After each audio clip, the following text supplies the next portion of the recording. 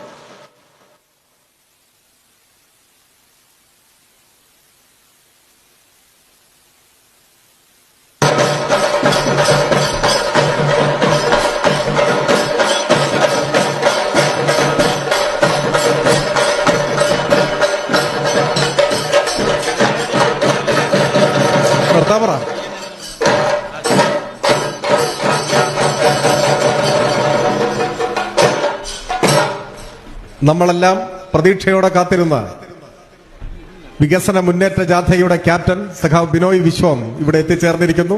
നിങ്ങൾക്ക് എല്ലാവർക്കും വേണ്ടി അദ്ദേഹത്തെ ഞാൻ വേദിയിലേക്ക് സ്വാഗതം ചെയ്യുകയാണ്.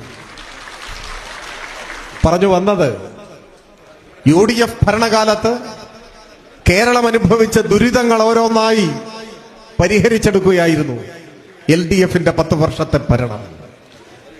ഒരൊറ്റ ചെറുപ്പക്കാരന് പോലും പബ്ലിക് സർവീസ് കമ്മീഷൻ മുഖാന്തരം ജോലി ലഭിക്കാത്ത സാഹചര്യമായിരുന്നു കേരളത്തിൽ. നിയമന നിരോധന ഉത്തരവ്. ഇപ്പോഴോ 10 വർഷത്തിനിടയിൽ PSC വഴി കേരളത്തിൽ നിയമനം കിട്ടിയ ചെറുപ്പക്കാരുടെ എണ്ണം 3 ലക്ഷമാണ്. 3 ലക്ഷം. അതൊരു സർവകാല റെക്കോർഡാണ്. സ്വന്തം വീടൊരു സ്വപ്നമായിരുന്ന 5 ലക്ഷം കുടുംബങ്ങൾ, ഒരു കുടുംബത്തിൽ 4 പേരുണ്ടെന്ന് കണക്കാക്കിയാൽ 20 ലക്ഷം മനുഷ്യർ സ്വന്തം വീടെന്ന സ്വപ്നം യാഥാർത്ഥ്യമായി.